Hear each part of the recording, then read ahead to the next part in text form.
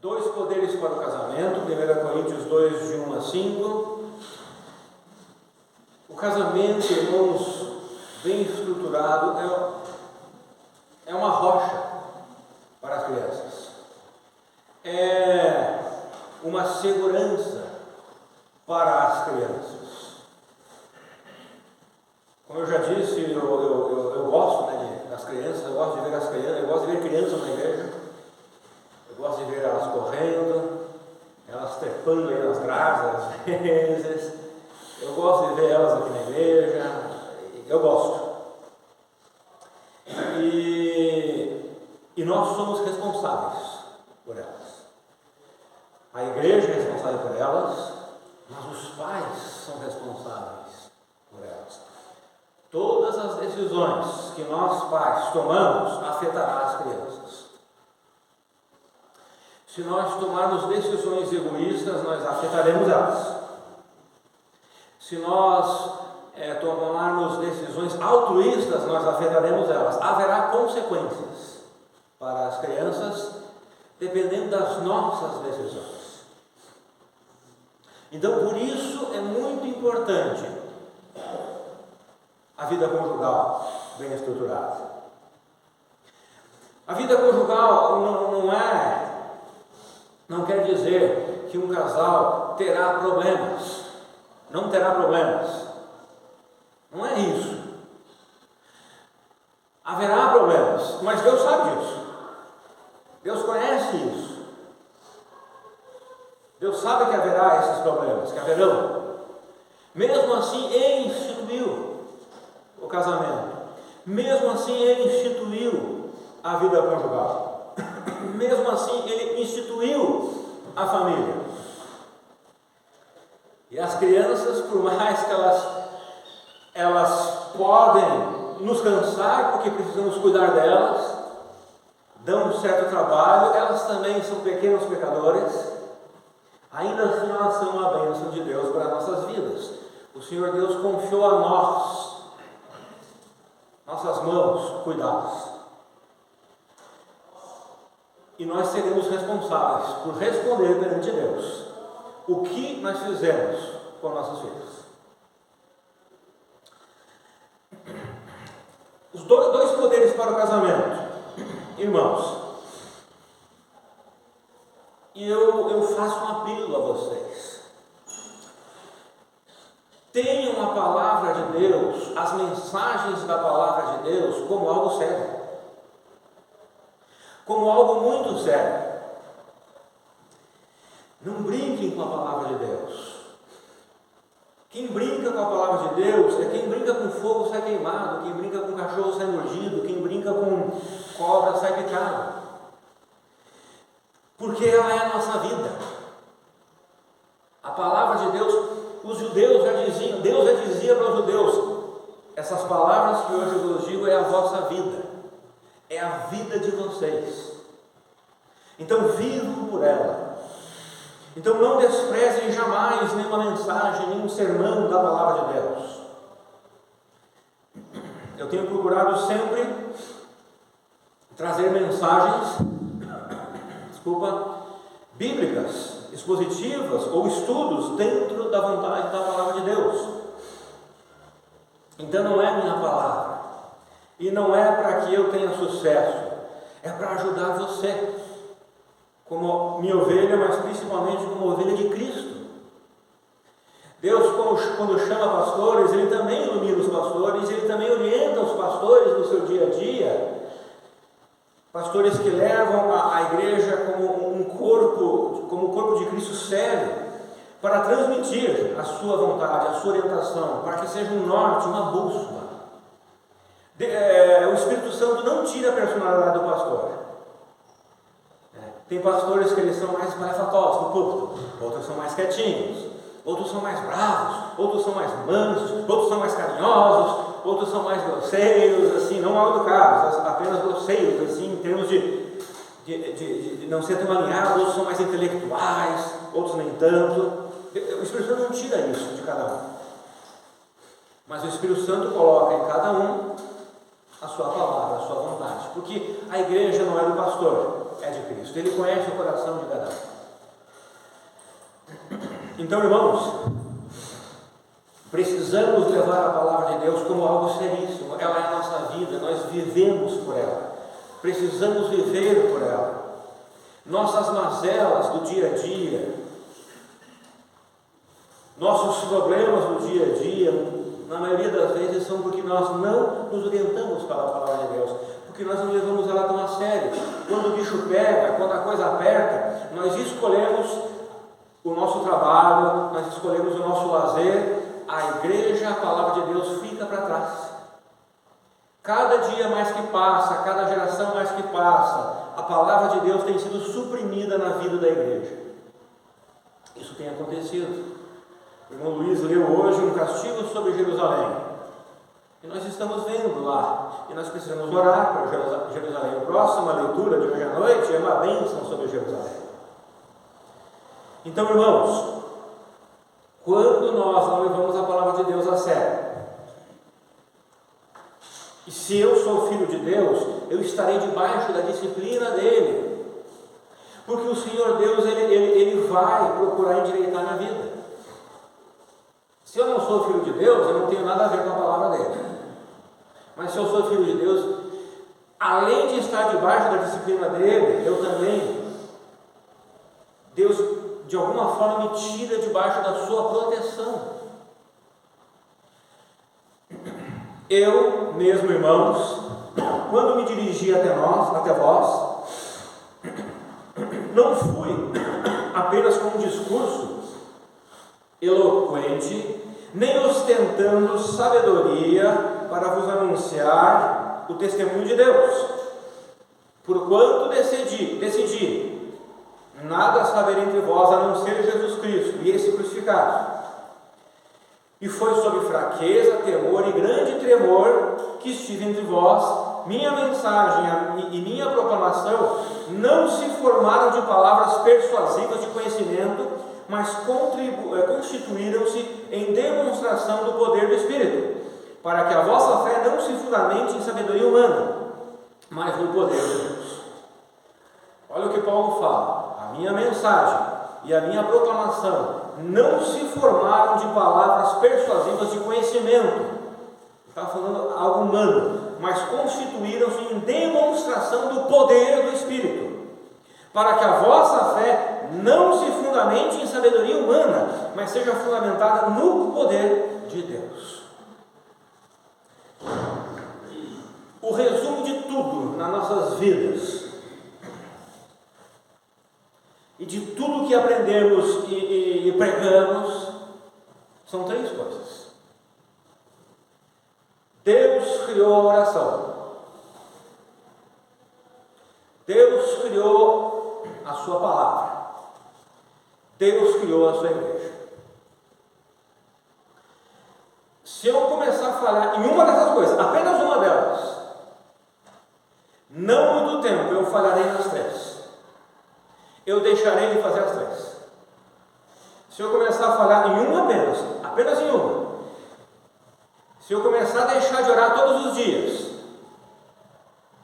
algumas semanas eu estarei deixando de ler a Bíblia todos os dias, e algumas semanas mais eu estarei deixando de congregar com o corpo de Cristo. Ah, pastor, o senhor está falando isso para a igreja sempre ficar cheia, os cultos cheios, para o senhor ter sucesso. Irmãos, não é isso. Se Deus me chamasse no seu escritório hoje e dissesse assim: Rafael, eu estou assinando a sua aposentadoria, eu já estaria mais do que satisfeito.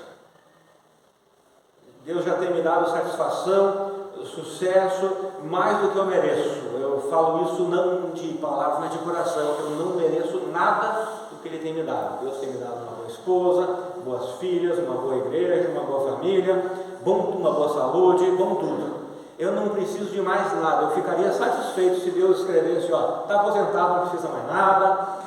Senhor Deus, estou completamente satisfeito com o que o Senhor tem feito em minha vida. Então não é para mim, é para você. Porque se você não andar com Deus nessas três questões, a sua vida vai ir para um poço sem fundo, vai virar um lamaçal.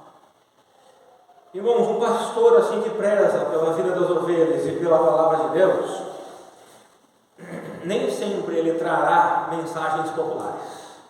Na verdade, quase nunca. Ele não será muito popular. Ele precisa trazer todo o conselho da palavra de Deus. Quantas e quantas vezes eu seguindo ali, principalmente como eu faço ali, tenho seguido séries, e chego num certo texto, Senhor Deus, eu não vou pregar isso. Vou pular isso aqui. Poxa vida, mas eu estaria sendo desonesto comigo mesmo, porque eu estou fazendo uma pregação deste livro em série. Tudo que está lá eu preciso pregar. Então vamos lá, Senhor, me ajuda. E ajuda o povo. Porque não é a minha palavra. É a palavra de Deus. Então, irmãos, essas três coisas são importantes. São importantíssimas. Irmãos, eu assino embaixo. Quando você começar a falar em uma delas, logo a desgraça baterá na sua porta. Logo o sofrimento virá sobre a sua vida. E logo o sofrimento da sua vida afetará as pessoas ao seu redor. Eu assino embaixo. Isso é muito mais, é 1000% de certeza que acontece. Nós ficamos debaixo da disciplina do Senhor e perdemos a proteção de Deus quando nós, principalmente, nos afastamos da congregação local. Lembra-se quando Paulo lá em Corinto ainda, aquele jovem que estava tendo relações com a sua madrasta, Paulo chegou para a igreja e disse: olha, esse jovem, ele é entre vocês, e ele nem está arrependido, nem quer se arrepender, e vocês continuam deixando ele entre vocês, vocês devem mandar ele embora, porque ele é salvo. Naquele texto, Paulo diz que ele era salvo, porque Paulo diz assim, para que o corpo dele seja destruído e o espírito, se salve. O que Paulo quer dizer com isso? Ele é salvo já, mas como ele não está arrependido e ele é salvo, então tirem ele debaixo da membresia da igreja, para que ele perca a proteção de Deus. Quando alguém que é salvo sai da igreja local, ela perde a proteção de Deus, e o corpo dele seja destruído, porque não tem mais a proteção de Deus, por Satanás, mas que ele vá para o céu, e ele pare de dar mau testemunho nesse mundo. Então é muito sério. Irmãos, quando a coisa fica feia para nossas vidas, geralmente, não é um padrão, mas geralmente,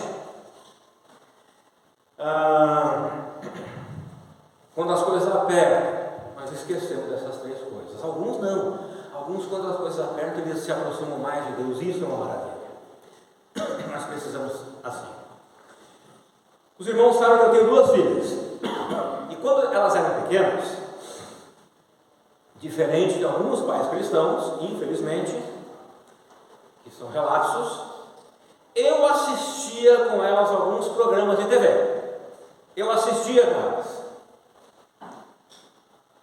Agora imagina eu assistindo um programa de criancinhas. Elas eram pequenas, como esses aqui, estavam aqui. E um desses programas é As Meninas Superpoderosas. Alguém já conhece esse? Olha aí. Eu assistia com elas As Meninas Superpoderosas. Eu lembro das Meninas Superpoderosas. Então era um desenho infantil, onde 3 meninas, a Docinho, a Florzinha e a Lindinha, eu lembro os nomes, tinham poderes sobrenaturais para vencerem todos os vilões. A Rafa era a Lindinha, a Fran era a Docinho, e adivinha quem precisava ser a Florzinha? Eu, sem problema nenhum. Assistíamos juntos, mas elas sabiam que era apenas um desenho. Elas tinham convicção de que somente Jesus era o Deus Todo-Poderoso, o soberano e onisciente Deus. Elas sabiam disso, porque eu ensinava para elas: isso é um desenho, é um lazer, é um momento de lazer. Não, isso não é a vida de vocês. Vocês têm momentos de lazer, vocês têm que ajudar a varrer a casa, vocês têm que ajudar a lavar, vocês têm que ajudar a estudar, e agora é o momento de lazer, eu vou estar junto com vocês. Porque se algo aparecesse lá que eu não concordasse, se fosse algo que não poderia ser visto, então a gente já não via mais. E se eu não concordasse, eu não deixava de ver. Eu apenas dizia para elas: vocês estão vendo essa atitude? Isto aí é antibíblico, é assim, assim. Então eu sempre mostrava na Bíblia. Eu não queria encapsular elas num casulo onde elas iam crescer, iam ver toda a maldade do mundo, na escola principalmente. Então, quando eram coisas que não pode se ver, a gente não se via, mas más atitudes, eu dizia: está vendo aquela má atitude? Explicava: ó, é assim, assim, assado. Eu explicava para elas. Então isso era o principal. Elas podiam ter um pouco de lazer, mas sem nunca desacreditar em quem Jesus Cristo era. Elas brincavam de meninas superpoderosas às vezes e tudo, mas elas nunca tinham as meninas superpoderosas como algo no mesmo nível que Cristo. Nunca. Elas sabiam que Cristo era quem Ele era. Irmãos, eu venho fazendo essa série sobre o casamento com vários pensamentos de Tim Keller, em seu livro O Significado do Casamento. Ótimo livro, tá? E nós já descobrimos na prática e nos estudos que um casamento é uma construção de dois pecadores em união até que a morte os separe. Só a morte pode separar. É assim que Deus constituiu o casamento. E soubemos que não é uma relação fácil. Haverá momentos sensíveis e de dor, e necessitamos de ajuda. As meninas superpoderosas não podem nos ajudar. É somente o desenho, mas Cristo pode. Ele verdadeiramente é poderoso, e Ele deseja nos ajudar em nossos relacionamentos conjugais. Cristo dispõe de dois poderes para ajudar os casamentos: o poder do amor para renovar o coração e o poder da graça para a reconciliação. Eu já expliquei e quero explicar novamente sobre o amor. Amor não é um sentimento, envolve, mas não é. Não existe meu amor acabou, não existe isso não existe, isso é impossível. Sabe por quê? Porque amor é uma escolha, uma decisão. Eu não tenho como chegar para minha esposa e dizer: ó, meu amor por ti acabou. Isso é mentira, não existe isso. Isso é impossível, é impossível. É tolice isso. Por quê? Porque eu amar a minha esposa é uma decisão, eu decido amá-la.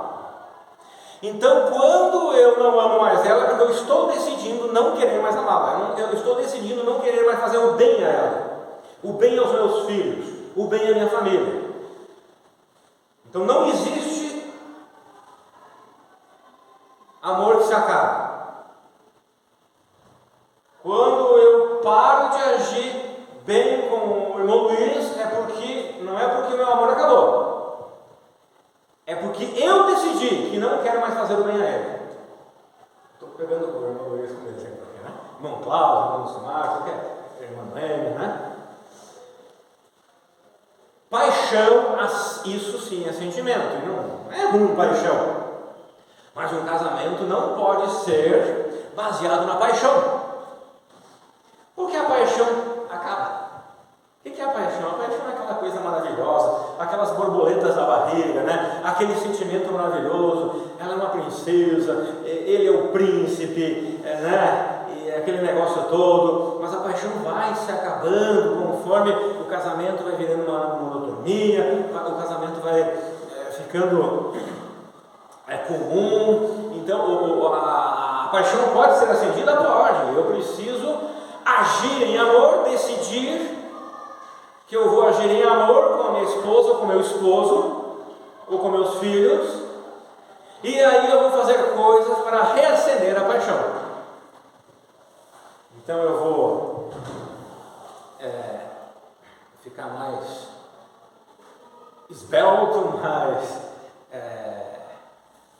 comprar roupas assim que me deixem mais bonita, vou marcar assim pra gente sair num restaurante, né, passar a noite num hotel, ir para algum lugar, sei lá. Eu lembro do meu irmão na igreja lá em Caxias do Sul, que ele espalhava pétalas de rosa, né, até o quarto deles, e a esposa vinha, e era todo aquele clima maravilhoso, né? Então, assim, os irmãos entendem que há coisas diferentes. Então, a paixão, ela é um sentimento, o amor não. O amor não é. Se eu baseio o meu casamento em paixão, quando essa paixão acabar, eu não estou mais apaixonado por você, eu não estou mais apaixonada por você. Quando essa paixão acabar, eu tenho que partir para um novo relacionamento, para uma nova paixão. Essa nova paixão, a segunda, vai acabar também, porque sentimentos, eles são volúteis, né? Eles acabam. E daí eu tenho que terminar esse e ir para o terceiro relacionamento, porque eu não tenho mais paixão com o segundo. Mas o terceiro relacionamento, a paixão vai acabar também. E o interessante é que às vezes a paixão do outro vai acabar antes que a minha. E eu vou levar o calote antes que eu dê o calote. Eu já vi isso acontecendo lá em Caxias do Sul. Infelizmente.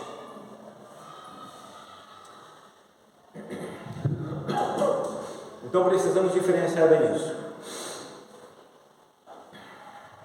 Se você é casado ou pretende casar, você precisa levar muito a sério a sua relação, porque cedo ou tarde ela vai sofrer. Não pense estar seguro. 1 Coríntios 10:12 mostra o seguinte: assim aquele que julga estar firme, cuide-se, para que não caia. Não confie em nada para ajudar em seu casamento a não ser Cristo. As meninas superpoderosas é uma ilusão, é apenas um desenho. Cristo é real. O texto de 1 Coríntios 2:1-5 nos mostra que Paulo foi à igreja de Corinto ensinar e aconselhar no poder de Deus e não no poder da sabedoria humana. Veja novamente os versos 4 e 5.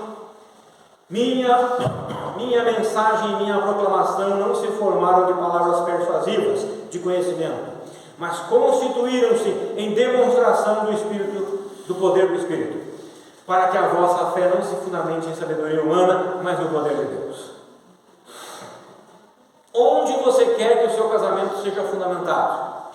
Em sabedoria meramente humana? No humanismo e no antropocentrismo? Ou no poder de Deus, no teocentrismo? Qual poder você deseja para seu casamento? Deus oferece 2 poderes para uma vida conjugal satisfatória. O primeiro poder é o amor, o qual pode renovar os corações dos cônjuges. O casamento pode se tornar algo costumeiro, o pecado aproveitará tal situação para destruí-lo. Por isso os corações dos cônjuges devem ser restaurados de tempo em tempo. E o amor de Deus é que tem esse poder. O amor de Deus. Então, o amor do mundo, como que o mundo vê o amor? O mundo vê o amor como um sentimento, ou seja, como uma paixão. Acabou, partiu para outra, assim vai. Essa troca infindável. E esse sofrimento infindável também, sempre nas trocas, né? Keller disse o seguinte: o casamento tem o poder da verdade. Nós já vimos semana passada sobre isso. A capacidade de revelar quem você é de fato, com todos os seus defeitos. Que bom que ele também tem o poder do amor, o poder inigualável de apoiar você, de curar suas feridas e dores mais profundas. Então, quando eu me casei com a Flávia descobriu aos poucos todos os meus defeitos e as minhas falhas, as quais eu reconheço. E por que ela está comigo até hoje? Porque o poder do amor cura tudo isso, releva tudo isso. Não estou dizendo que passa a mão na cabeça de tudo. Nós vimos semana passada sobre o poder da verdade, né? Que a verdade com o amor é para endireitar as coisas, mas o poder com o amor ajuda. Agora por quê? Porque ela só não tem paixão por mim, mas tem amor por mim também. Ou seja, ela decidiu fazer o bem a mim e a sua família. Já vimos em outra mensagem, né, sobre o poder da verdade. A verdade, seja qual for, traz confiança por causa da sinceridade e honestidade. Mas é o poder do amor que pode curar as feridas mais profundas. Eu não estou falando do amor como paixão aqui, tá? Mas do amor de Deus, o amor incondicional. Keller continua: o poder de cura do amor no casamento é uma versão em miniatura do mesmo poder de Jesus sobre nós. Irmãos, eu vou me estender um pouco mais hoje, tá? Por causa da nossa programação que foi diferente. Eu quero deixar essa mensagem para vocês. Deus fez daquele que não tinha pecado algum a oferta por todos os nossos pecados, a fim de que nele nos tornássemos justiça de Deus. Pelo fato de sermos curados pelo amor de Deus, esse amor permanece em nós e podemos usá-lo para curar as feridas causadas no relacionamento conjugal. A moeda de troca na vida conjugal deve ser a moeda do amor, não da paixão, do amor. Em cada cônjuge, que cada cônjuge revide o mal com atitude de amor. Isso não quer dizer que não haverá consequências, mas é através do amor que poderá haver permanência do casamento e um convívio agradável a Deus. Várias vezes já expliquei que um relacionamento ele começa com muita paixão, menos amor. A paixão é uma emoção, mas depois que o casamento passa por algum tempo, passa por algumas mazelas, que cada um descobre os seus defeitos, né? Aquelas emoções vão se dissipando. Aquele marido que deixa as meias lá no meio dizem que é isso, eu não sei, né? A Flávia sabe que isso, eu não tenho esse defeito, né? Eu tenho outros, mas aquele que deixa as coisas fora do lugar, né?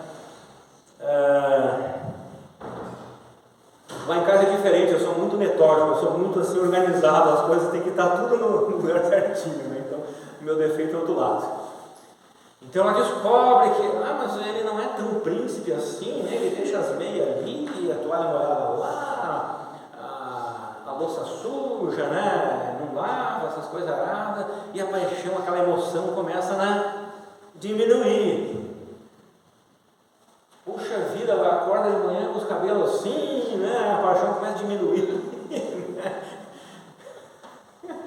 Mas eu a amo, eu vou decidir fazendo bem a minha esposa, mesmo com o cabelo assim. Eu amo, eu vou decidir amar o meu esposo, mesmo que ele deixe a meia lá, mas haverá consequências, eu vou pegar na orelha dele, né? Não é assim que as coisas funcionam, não é assim que se fazem as coisas.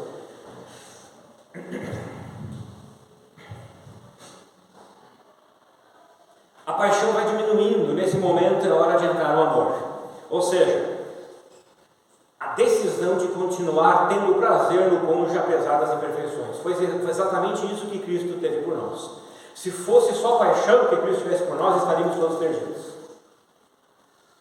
Como eu disse no início, eu tenho satisfação na minha vida.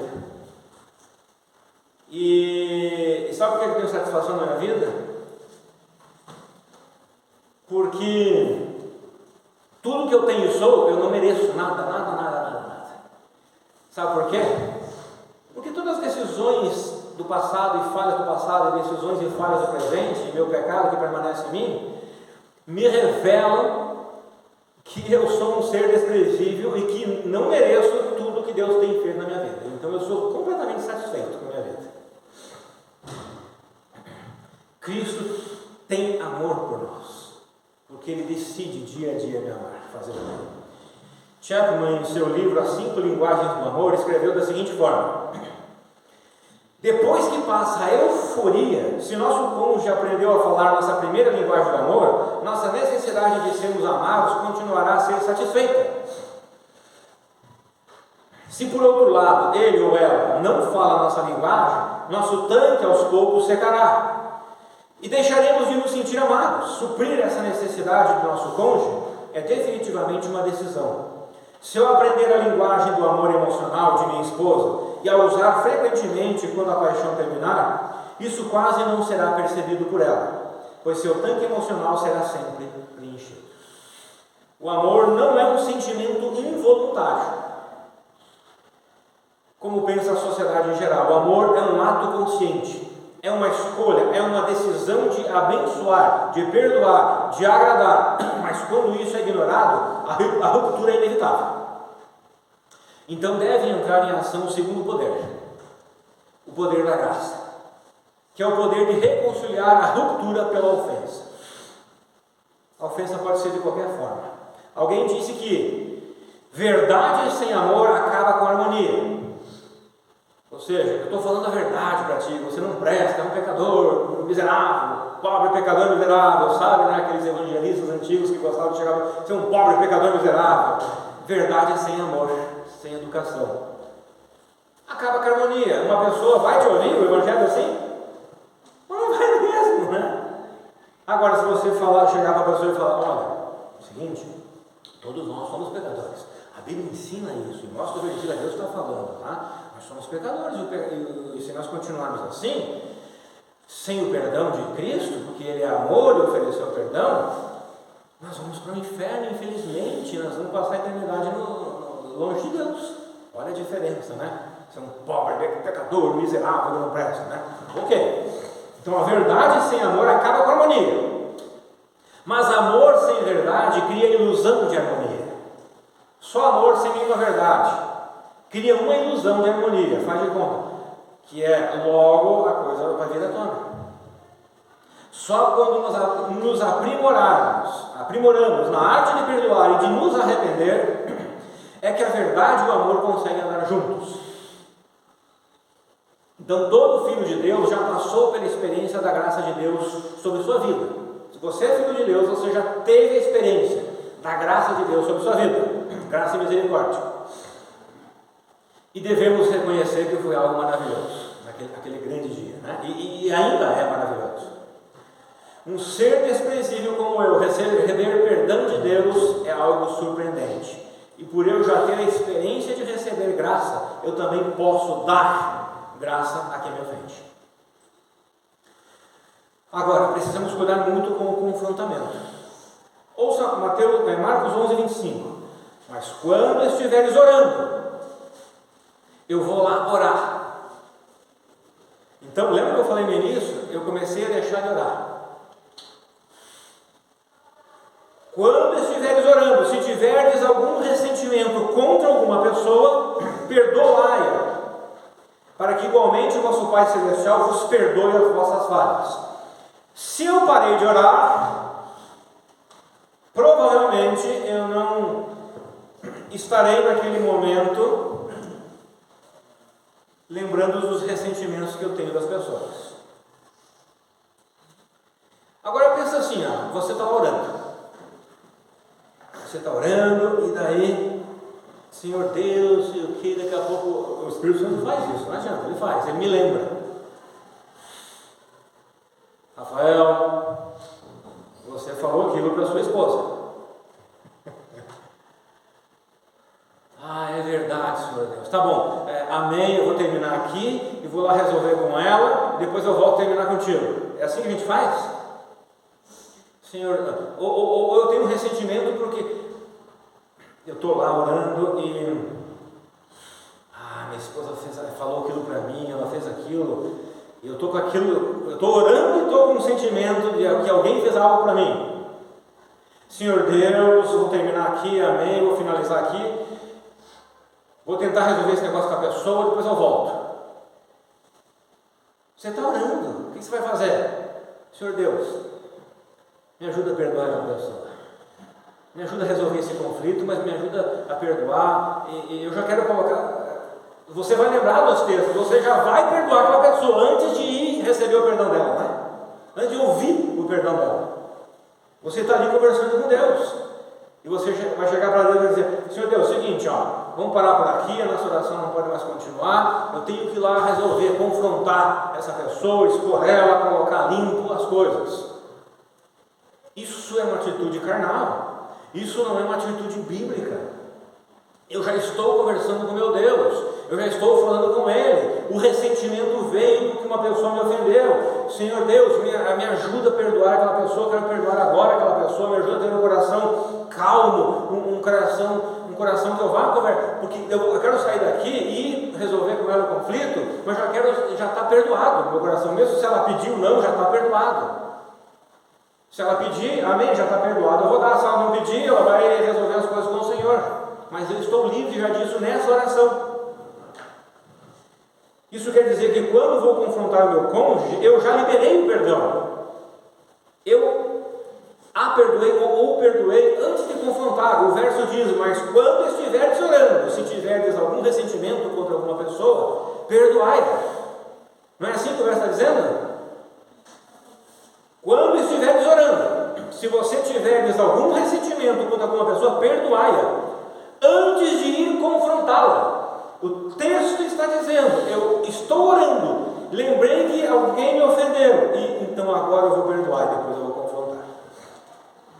Isso pode parecer surpreendente para você? Pode parecer surpreendente para nós, porque geralmente queremos confrontar as pessoas que pecaram contra nós. Não é verdade? Não é assim que a gente geralmente quer fazer? Confrontar primeiro. E sabe por que nós queremos fazer isso? Porque a gente quer dar o troco. A gente quer repreender o outro. Na verdade, nós estamos nos vingando. Ele nos causou sofrimento e eu quero que ele também sofra. Ou ela, né? Eu vou tirar a limpo. É uma expressão de ódio. Esse tipo de conduta é destrutivo para relacionamentos, porque o outro lado, o lado ofensor, acaba descobrindo que o ofendido está se vingando. Ele descobre isso, pela maneira que a conversa vem. Ele descobre: essa pessoa nem foi orar, né? Eu ofendi sim, mas essa pessoa nem foi orar, nem conversou com Deus, antes de vir me confrontar. A verdade não é dita para ajudar, mas para me satisfazer e ver o outro surpreendido por eu expor suas falhas e seus pecados. O resultado disso, sabe qual é? Amargura, tristeza, desespero, desprezo. Infelizmente, há crentes que se satisfazem em expor outros crentes. Às vezes, para eles, os dois só, e às vezes em público, eles gostam de fazer isso. Mas Jesus dá a solução. Devemos agir em graça e misericórdia. Os cristãos que vivem cientes da graça e misericórdia de Deus devem se esforçar para perdoar no coração aqueles que lhe fizeram mal e só depois confrontá-los, porque infelizmente muitos cristãos não vivem cientes disso. Cristãos que não estão sensíveis ao amor, à misericórdia e à graça de Deus adoram expor em público as demais pessoas que lhes rodeiam, são intolerantes, rápidos em discipliná-los, e o maior motivo é o prazer que eles sentem em envergonhar os outros. E às vezes, infelizmente, isso acontece entre casais, um expondo os erros do outro para si, e às vezes até num grupo, um expondo os erros do outro no grupo. Irmãos, a sequência do perdão e depois da confrontação terá um resultado maravilhoso. Esse é um dos motivos do porquê muitas confrontações não resultam em paz. Falta a graça de Deus na vida do indivíduo. Keller escreveu assim: uma das aptidões mais fundamentais para o casamento é a capacidade de dizer a mais pura verdade sobre aquilo que o seu cônjuge fez e a seguir expressar perdão completamente e de bom grado, sem nenhuma presunção, sem nenhum ar de superioridade, sem fazê-lo sentir-se humilhado. Ou seja, não é aquele negócio assim: eu te peguei, você está nas minhas mãos agora. Não te peguei nada, você não está nas minhas mãos, você está nas mãos do Senhor Deus. Você fez isso, e isso, é errado, é antibíblico, você me ofendeu, mas estou ouvindo pela graça de Deus. E isso não é válido somente para relacionamentos conjugais, mas também para quaisquer outros relacionamentos. A graça e a misericórdia sempre será o tempero do alimento e o que é necessário para um crente reconhecer o poder da graça. Humildade. Não se sentir superior ao outro. Não pensar que eu nunca faria algo como ele fez ou como ela fez. Eu não faria isso. Irmãos, eu poderia fazer o que Hitler fez. Você poderia fazer o que os terroristas do Hamas fazem. Nós temos potencial para isso. O pecado habita em cada um de nós, da mesma forma que o pecado habita nesse povo. Então não pense, eu não faria tamanha coisa que essa pessoa fez. Pode ser que nós nunca faremos, mas nós temos o potencial de fazer. Não imaginar que você é melhor do que o outro. Se houver essas questões na sua vida, você é uma pessoa que tem problemas consigo mesmo. E nunca haverá paz, porque nunca haverá perdão. Interessante mais uma vez o que Keller escreveu. Dizer a verdade não requer apenas humildade emocional, mas também riqueza emocional. Não adianta só ser humilde emocionalmente, mas eu preciso ser rico emocional. Isso quer dizer que suas emoções não são orientadas pelos seus desejos de agradar a si mesmo, mas pelo desejo de agradar a Deus. O nosso recurso para perdoar, o nosso poder para perdoar está na graça do Senhor. Enquanto o Senhor Jesus